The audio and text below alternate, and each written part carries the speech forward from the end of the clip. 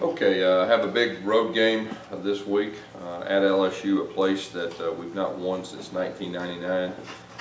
They had a big win last week versus Florida on the road, a close game. They found a way to win, so I know they're going to have a lot of momentum.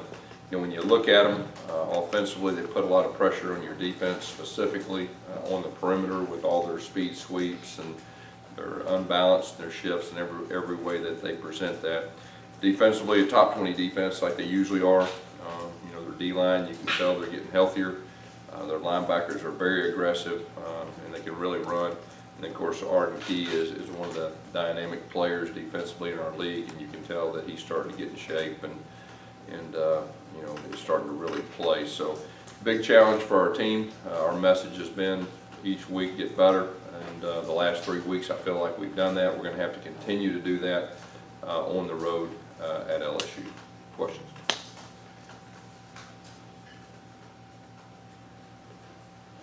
Coach, when it comes to Camp Petway and preparing for a big game like this, how do you weigh the options between meeting him for a game like this versus thinking about the long term? You know, we're going to stick to the fact when he's healthy that we'll play him. He'll practice this week and today, and we'll see how he is. And if he's healthy, we'll play him. If not, we'll hold him out until he is healthy. Gus, what's the latest with Mike Horton? Mike Horton will give it a shot in practice today. We'll see how he does. You know, he definitely wants to play, but we'll see how he does. I'll know probably more about Thursday. You know, his complete status. But he's got a shot. I mean, he's got a chance to. Yeah. If he doesn't, if Gus, we go the same.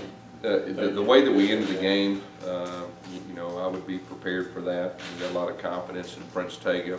And of course, Austin Golson has the ability. I think he's played his 5th position last week in 6 games. It tells you a lot about him, his versatility, which there's very few players around the country I feel like could do that as far as that goes. What about Jamel Dean and Javaris Davis? What's that? Jamel Dean and Javaris Davis? Yeah, both of them will be out of practice today. We'll see how they do, and it'll be kind of one of those deals to, you know, we'll know later in the week for sure.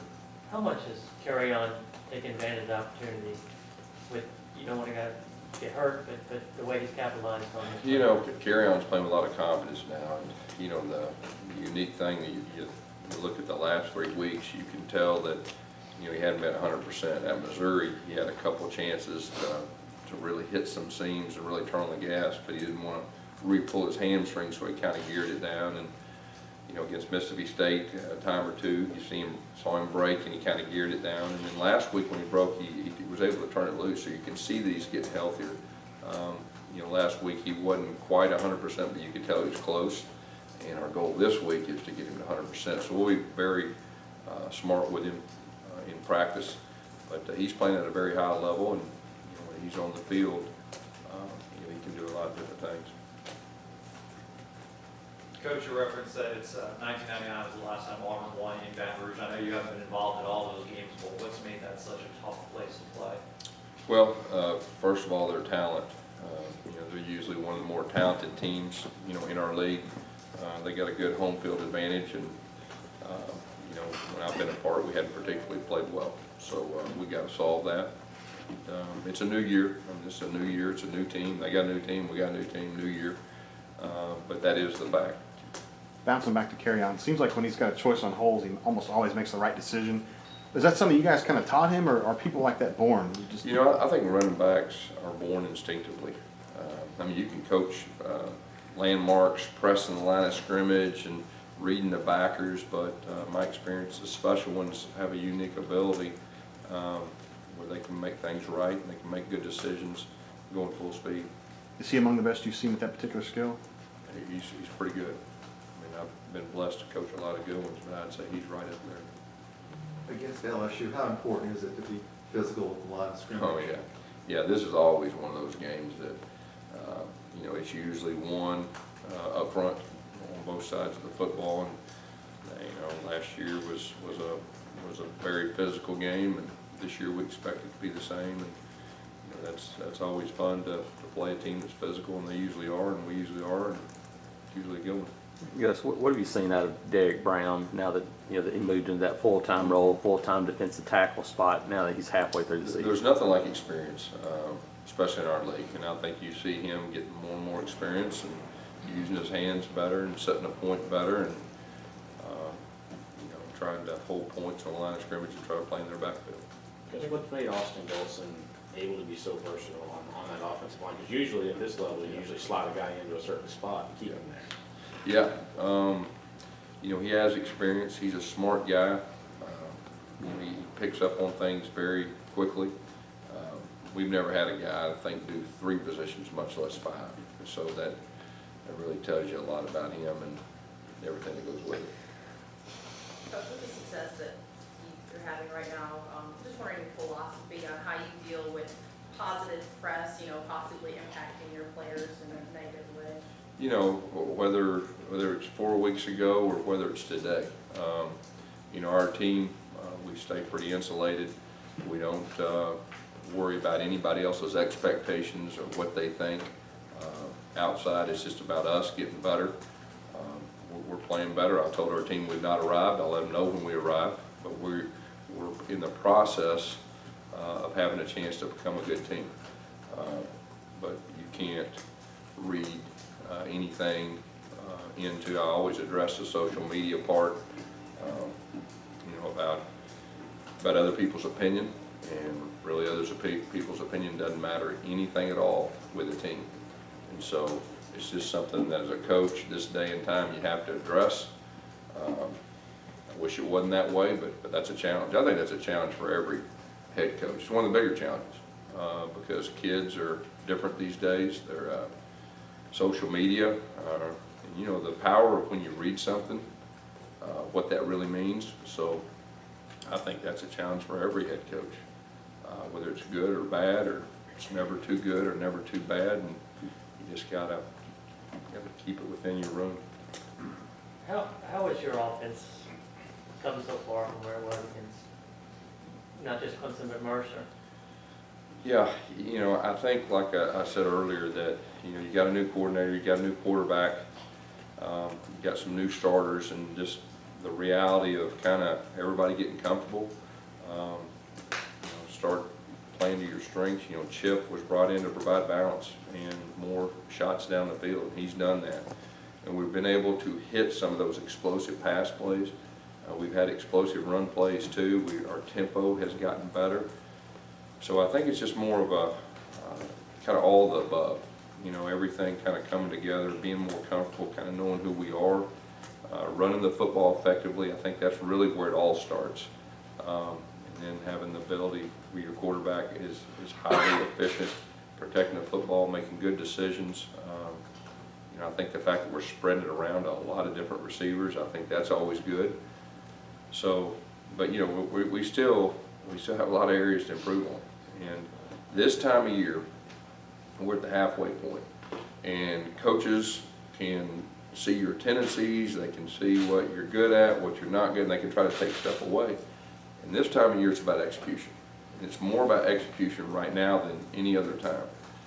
Because as a coach, whatever you're good at, you want to keep building upon those things. Well, other teams know that, and they're going to try to stop it, and you've got to have an answer when they try to do certain things like that. So really, it's more about execution this time of year than it was the first half. Since it's been since 1999, since Auburn's won at LSU, you contemplated ways of trying to hammer that home with the team, whether it's bringing in speakers from the 99 team or anything along those lines? No, just be honest and upfront. And I think if you talk to our players, this is a new year. They're their own team. Even though some of our players were there 2 years ago, this is a different dynamic. It's a new staff. They've got a new team. They got a new head coach. Everything's different. So we do need to be. We do need to understand. It's been a long time since we've beat them there. I think we all need to know that. But this is a new year, and that's the way we're looking at it. And it's a big challenge to go there and win. Things are always magnified in this state. Troy went down there 2 weeks ago and won. Do you think there's added pressure on you guys after that happening? We're not worried about anything that's happened up to this point, good or bad or in between. I mean, it's the week that we have to play LSU. They're in the West. It's a very important game, and so we don't get caught up week to week and who they're playing or who they play and who we play. Do you think the spectacle of that Clemson loss still kind of drives your players every day right now? I Just think knowing so. Yeah, I think so. I mean, when you bring up that name, it hurts to hear that, you know. And so I know that it motivates our players and our coaches, but you know, all the experiences you have up to the first half helps build everything in the second half. And the challenge is, very few teams around the country can continue to improve. It's extremely hard to do. It takes a lot to be able to get up each week and play at a high level. Very few teams can do it. That's our challenge. I mean, it's not easy. We talk about it, we address it, and if we do it, then we'll end up having a pretty good year. Does it hurt you personally to talk about Clemson? Does it bother I you? mean, anytime you lose as a coach, you don't like negative thoughts and stuff like that. Gus, in your 5th year, as far as building a program as opposed to just a team, building a program, could you just talk about where you think you are in that process? Yeah, you know, like I said before the year, you know, I feel very good about our players from a talent standpoint. I feel very good about the character of our team. I feel very good about our staff as far as not just being good coaches, but good people, good examples for our players. So it feels real good right now as far as just all the stuff that it takes to have a chance to be a consistent top program. We have the makings for that. The challenge is we got to continue to show that on the field. And we've done that the last 3 weeks, so you feel pretty good about that. But you got to be real with yourself as a coach that the second half of the year, I mean, that's, you know, the meat of our schedule is coming up, and we got a chance, and that's the message. So, but overall, I feel very good about where we're at, and we just got to finish strong in the second half. You feel like you're where you need to be, like facilities and all those kind of things, wise? We're getting closer, yeah. We're getting closer. And really, to be honest with you, I'm thinking about LSU. You know, I'll think about more of that at the end of the year and all that. Considering where Petway is right now, do you have any regrets about the way things were handled week 2, 3? You know, as a coach, when you do something for 27 years, just like whatever you do for 15 years, you make decisions that you think is the best, at that time. And then you always have the ability to look back and say, well, we probably should have rested him more. And kind of like I said last week, that, whatever we did up to that point wasn't working. Okay, so we tried a different approach. So let's get him healthy before we put him back out there. So, it's kind of one of those things at the time you make a call. And as a leader, that's part of it. And you make calls that you think are the best at that time. And so that's probably the best way to answer that. Gus, how do you handle an Arden Key? Because is it Jared's responsibility to point him out on every play, or do you have to, is worrying about him, there's 10 other players on the field? Right, and nobody needs to point him out. We're all going to know where he's at. I think it's just part of dealing with an impact player. Schematically, you got to do the best you can to not give your guys a disadvantage or give them an advantage. But you got to play football, but we'll know where he's at. But you got to put a plan together. In your trips to LSU, one common theme has been that you've gotten down multiple possessions pretty quickly in those games. Yeah. A fast start's always good, particularly on the road, but do you emphasize the importance of it this week, given your history at LSU? Yeah, I think we've said that the last 3 weeks about getting off to a good start, and we have, and I think you hit it on the head. We've got behind early, consistently, and we've got to overcome that, and that'll definitely be part of the message. How's Devin Barrett coming along as a freshman running back? He's getting more comfortable. I know the coaches are getting more comfortable with him. He's been protecting the football, and I think he's done a good job, and he's getting more confident too. And so I think you'll see him have more opportunities in the second half of the year. How's Cam Barton doing? He's a little bit better. He wasn't quite 100%, you could say, but still, he plays a high level, and he gives a little different change when you put him in there. When you look around the league, the common denominators of the top teams in the league seem to be they all play great defense. Is that something? Have you seen the defenses in this league kind of evolve and strengthen? I think over the history of our league, if you really look, the teams that have a chance either win championships or have a chance to win championships are in that middle of it. They're all playing really good defense. And, you know, that's really, I think, what separates our league from a lot of leagues is the elite defenses. And when you play those elite defenses, it's a challenge. Gus, with everything that went into last year's game and what happened at LSU after it, did you ever speak to Les Miles after it? And I don't know if you saw that he'll be recognized at halftime of this game on Saturday, but have you spoken to him since that game? And what are your thoughts of just him returning to LSU in this? Yeah, I have talked to him, and I think I talked to him that week that happened. I got a lot of respect for Les Miles. He's an outstanding coach. He's not a good coach. He's an outstanding coach. And I think he's a great person. And I think it's a really good deal that they're honoring him. And you know, I've talked to him numerous times. Obviously, we hired Larry Porter. Larry Porter worked for him. He gave him a great recommendation. So I got a lot of respect for Coach Miles. Jared Stidham said he learned a lot about himself after that Clemson game, just even off the field, you know, chatting with Chandler Cox and teammates. What have you noticed from him? Is there anything different about him after that game? You know, I think anytime you go through adversity, you know, it either brings out the best in you or the worst in you, and I think it just bring out the best in him. Sometimes you have to go through experiences, and you got to keep in mind his number of starts. You know, up to that point, you know, he's still a freshman. What was it, game 6 or something like that? So you know, he's getting better. You can tell he's getting more comfortable and more confidence, and you know, he's playing at a high level, and we just got to keep building upon that. What's the key been for your receivers? They just seem to be different these last few weeks. Yeah, you know, I think a lot of it has to do with getting a little older, but and they got more game experience, but they're getting some opportunities.